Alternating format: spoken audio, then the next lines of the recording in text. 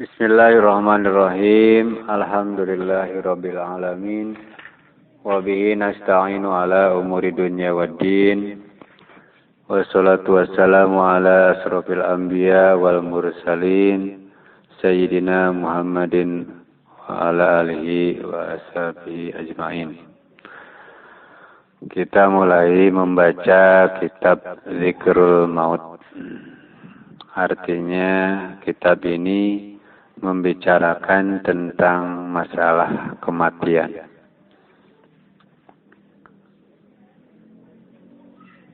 Yang berlanjut nanti dengan hal-hal yang sesudah kematian. Dan ini merupakan akhir daripada kitab Ihya Ulumuddin. Sebelum kita membaca kitab Zikrul Maut ini, hendaknya kita terlebih dahulu kitab Al-Mahabbah, yang artinya tentang cinta kepada Allah. Sesudah itu disambung dengan Zikrul Maut, dan itu mengandung tafa'ul, artinya berharap kepada Allah bahwa kita tidak dimatikan oleh Allah sebelum kita mencintai dan dicintai Allah Subhanahu wa ta'ala.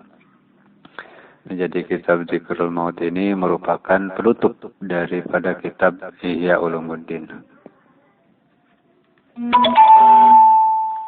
Bismillahirrahmanirrahim.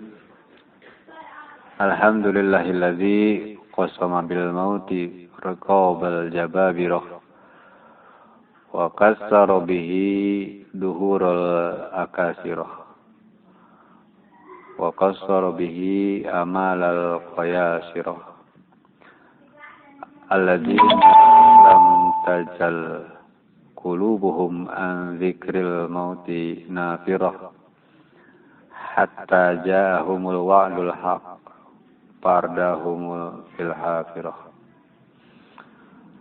panukilu minal kusuri ilal kubur wa min diya'il muhudi ila dulumatil hud wa min mula'abatil jawari wal gilman ila muqasatil hawami wadidan wa minat tana'umi bit ta'ami was sarab ila tamarrugi fiturab wa min unsil hisrati ila wahsatil wahdah wa min madaja'il wasi ila masri'il wabil fanzur hal wajadu minal mauti hisna wa ija wa takhadu min dunihi hijaba wa hirja wandur hal tahisu minhum min ahadin aw tasma'u lahum rikza fa subhana manin farada bil qahri wal istila wasta'sara bi istihqaqil baqa wa azalla asnafal khalqi bima kataba alaihim minal fana thumma ja'alal mauta muhlisan lil atqiya wa mau'idan bihaqqihim lil liqa wa ja'alal qabra sijnan lil asqiya wa habsan dayiqan alaihim ila yaumil fasli wal qada falahul in'amu bin ni'amil mutadahirah walahul intiqamu bin niqamil qahirah walahu syukru bis samawati wal ardi walahul hamdu bil ula wal akhirah wassalatu ala dil mu'jizatil dahirah wal ayatil bahirah wa ala alihi wa sahbihi wa sallim tasliman katsira. Amma ba'du. Artinya dengan nama Allah yang Maha Pengasih lagi Maha Penyayang.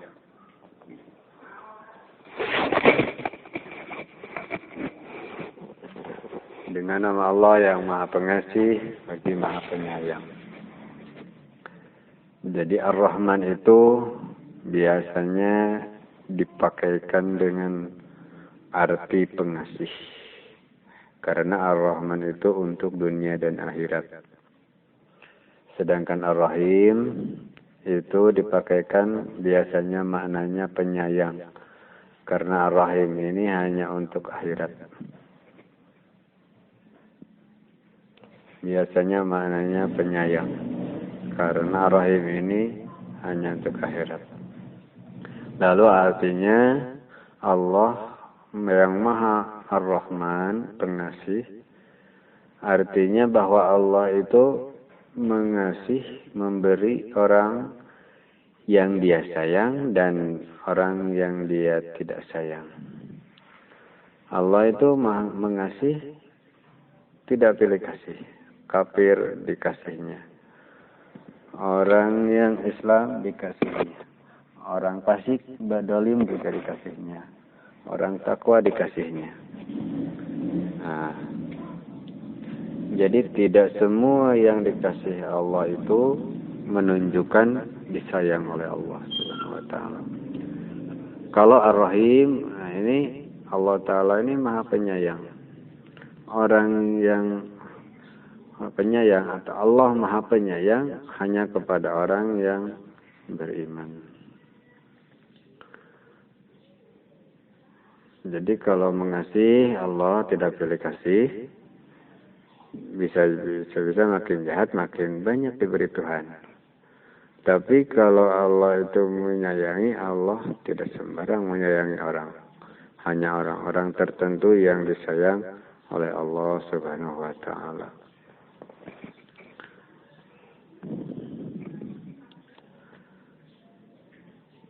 Alhamdulillahilladzi, segala puji bagi Allah yang memecahkan qasama bil maut, orang-orang yang perkasa dengan kematian. Yang artinya sehebat apapun, seperkasa apapun manusia, dia akan pecah dengan datangnya kematian. Menghancurkan Allah tulang-tulang punggung Kisra dengannya kematian itu. Kisra itu biasa dipakaikan untuk raja-raja Persia. Raja-raja Persia itu disebut gelar Kisra.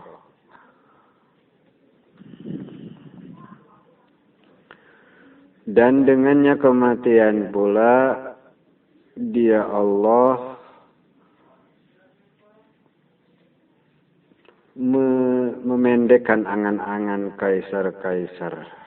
Kaisar itu biasanya dipakai untuk raja-raja Romawi, ya. Raja-raja Romawi, kaisar. Kalau Persia, Kisra. Dia Allah memendekkan angan-angan kaisar-kaisar yang hati mereka senantiasa lari dari ingat kematian.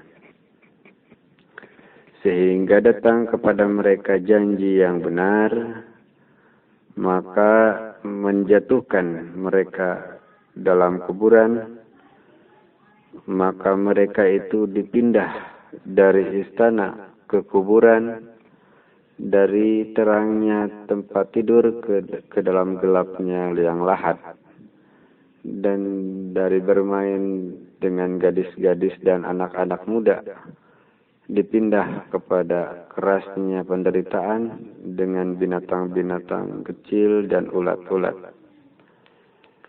Dari merasakan kenikmatan makanan dan minuman dipindah kepada berguling-guling di tanah, ila tamarrudi fi turab, dan kejinakan hati dipindah berkumpul pada keliaran hati karena sendirian.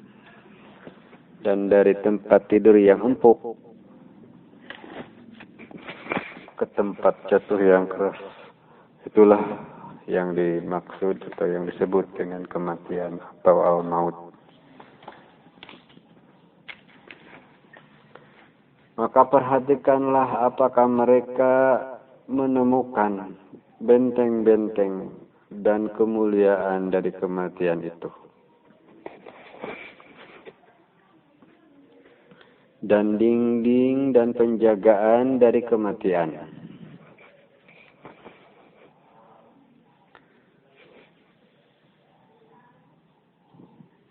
Padahal penjagaannya, pemeliharannya, kesehatannya, obat-obatannya, perawat-perawatnya itu cukup.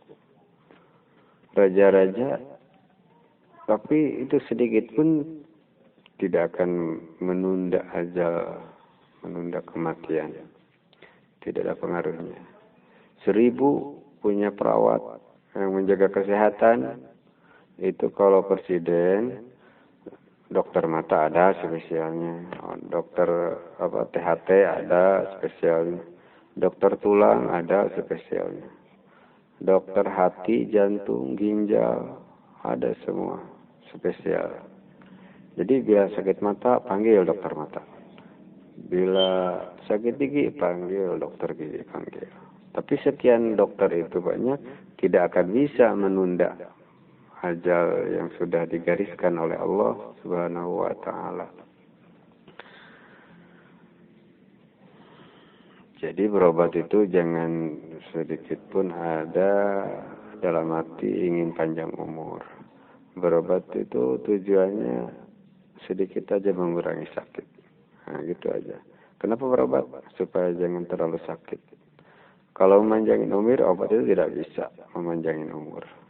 Bahkan ya bisa lekas mati malahan. Jadi berobat itu ya mengurangi rasa sakit, obat sakit gigi supaya bisa tidur. Kalau memanjangkan umur tidak bisa. Dan perhatikanlah, apa kamu melihat seorang pun dari mereka atau kamu dengar dari mereka suara yang samar-samar. Kalau sudah mati tidak terlihat lagi, orang suaranya pun sudah tidak terdengar lagi. Banyak manusia yang berlindung daripada kematian. Padahal di perlindungan itu kematiannya menunggu. Banyak kayak seperti begitu. Nih sakit, mau berobat, dibawa ke Bandung ke rumah sakit, itu malaikat itu kadang-kadang nunggu di sana. Begitu dia sampai ambulannya ke sana, belum juga turun, sudah habis, sudah meninggal. Jadi kita mencari tempat perlindungan dari kematian, tahu-taunya di tempat itu sudah bertunggu ajalnya. Maka Maha Suci Tuhan yang bersendiri dengan keperkasaannya dan kekuasaannya, dan mengutamakan dirinya dan hak kekalnya, dan menghinakan semua jenis makhluknya dengan panah kebinasaan. Kemudian menjadikan kematian itu sebagai jalan selamat bagi orang-orang yang bertakwa, dan janji bagi mereka untuk berjumpa dengan Tuhannya.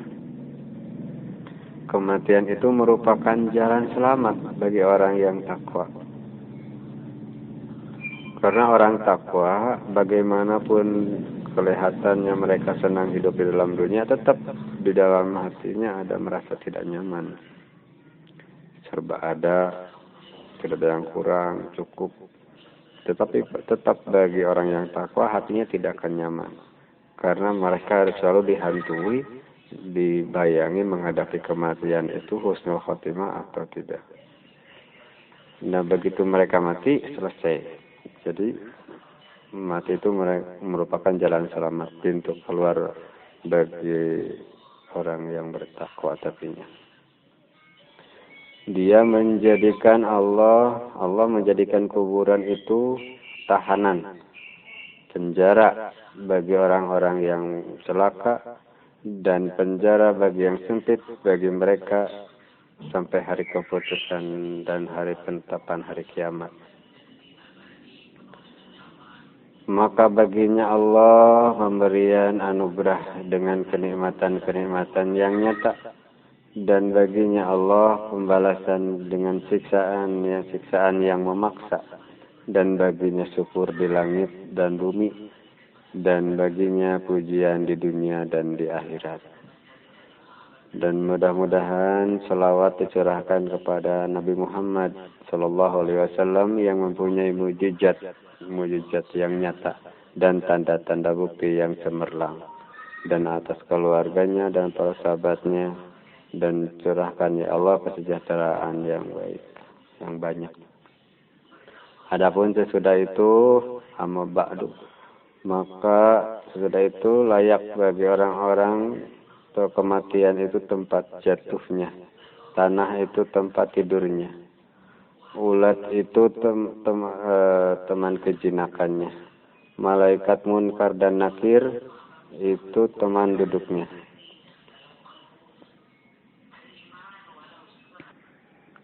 Tanah itu tempat tidurnya, ulat itu teman kejinakannya, malaikat munkar dan nakir itu teman duduknya, kuburan itu tempat tinggalnya, perut bumi itu tempat tetapnya, hari kiamat itu janjinya, dan surga atau neraka itu tempat kedatangannya. Nah, semestinya bagi orang yang demikian itu bahwa tidak ada baginya pikiran kecuali pada kematian illallahu. Tidak ada ingatan kecuali padanya kematian. Tidak ada persiapan kecuali baginya kematian. Maka tidak ada pemikiran kecuali padanya kematian, tidak ada penglihatan kecuali kepadanya kematian, tidak ada penaikan kecuali atasnya kematian, tidak ada perhatian kecuali dengannya kematian, dan tidak ada daya kecuali sekitarnya, dan tidak ada penantian dan penungguan kecuali kematian itu. Jadi artinya Imam Ghazali dalam keterangan ini menyampaikan agar bahwa manusia yang bakal mati itu hendaknya mempersiapkan sesegeranya dan persiapan yang sebaik-baiknya tentang kematian itu.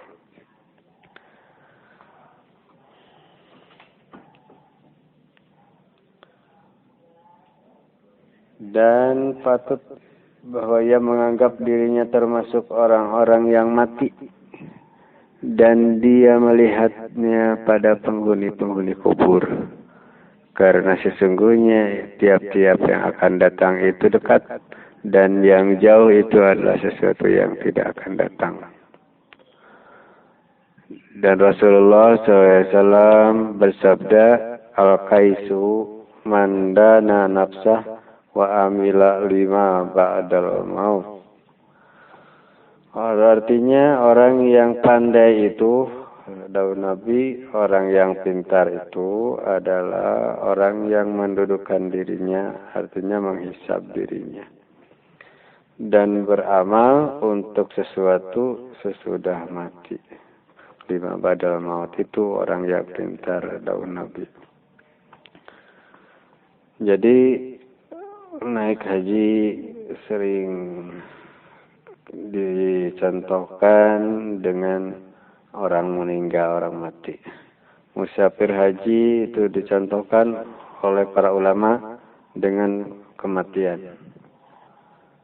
Nah, kita musafir haji itu atau seumpama haji, umroh atau apa itu, pasti sebelum kita musafir mempersiapkan segala-galanya untuk kenyamanan musafir. Kita pasti tahu sudah menurut jadwal dari travelnya, ada jadwalnya, kita di kota ini bermalam, terus di sana tidak bermalam, terus nanti misalnya di Jeddah tidak bermalam, nanti di Madinah sekian hari, nanti di Mekah sekian hari. Nah, itu laksana orang yang mati. Karena orang yang mati ini pertama dia dalam kubur, sampai waktunya dia dibangkit dari kubur, dihalau menuju padang mahsyar. Nah, dari padang mahsyar itu dia akan menjalani macam-macam proses, mulai dari daripada hisaban, hitungan, itu ya timbangan amal dalam keadaan yang sangat serba sulit. Nah di situ kita pasti memperhitungkan, kayak orang naik haji tadi memperhitungkan. Nanti kalau aku di Jakarta tidak perlu ada baju karena tidak akan bermalam. Nanti misalnya di Jeddah gitu kan, baru kita perlu persiapan, perlu pakaian berapa baju di sana, itu disiapkan. Di Madinah, di Mekah ya, dipersiapkan berapa hari, perlu baju berapa biji. Nah itu dipersiapkan dari sebelumnya, sudah matang dipersiapkan. Bahkan bisa berminggu-minggu sebelumnya sudah dipersiapkan seperti itu. Nah jadi itu sebenarnya pelajaran orang yang mati, pelajaran bagi orang yang mati. Kita mati pasti menemui malaikat maut Israel. Nah itu pasti ada persiapan kayak apa cara supaya selamat menemui Israel. Jangan dipersulit oleh malaikat Israel. Jangan disusahkan, dipersulit. Itu biasa mempersulit, bisa mempermudah juga. Nah, contoh kalau Israel mempersulit, pertama dia datang dengan wajah yang menyeramkan. Ini udah mempersulit. Itu wajah yang menakutkan, sehingga hilang ingatan-ingatan kita. Yang tadinya kita hafal kulu jadi tidak hafal lagi kulu. Karena melihat wajah Israel yang macam itu, orangnya kasar. Wah. Nah itu tanda Israel itu mempersulit. Israel bisa datang kepada orang dengan mempermudah juga. Nah, dengan wajah yang manis, senyuman, bagus. Nah, jadi itu diperlukan persiapan bagaimana caranya supaya menemukan Israel itu dalam keadaan yang baik gitu. Jadi ujar Nabi tadi, orang yang baik itu orang yang sudah mempersiapkan dirinya dan dia sudah bekerja untuk persiapan sesudah mati. Lanjutkan.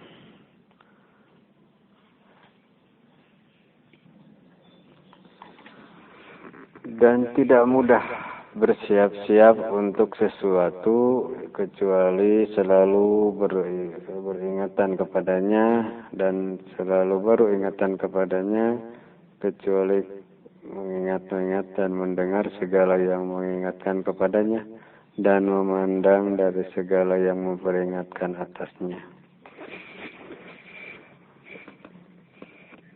Dan kami Imam Ghazali akan menyebutkan dari urusan kematian dan pendahuluannya, segala yang mengikutinya, keadaan-keadaan akhirat, ya, kiamat, surga dan neraka, sesuatu yang tidak boleh tidak bagi hamba dari mengingat secara berulang-ulang kali dan terus-menerus, dengan berpikir dan melihat dengan penglihatan hati, agar demikian itu menjadi pendorong pada persiapan itu. Maka telah dekat keberangkatan bagi yang sesudah kematian, lalu tidak ada tersisa dari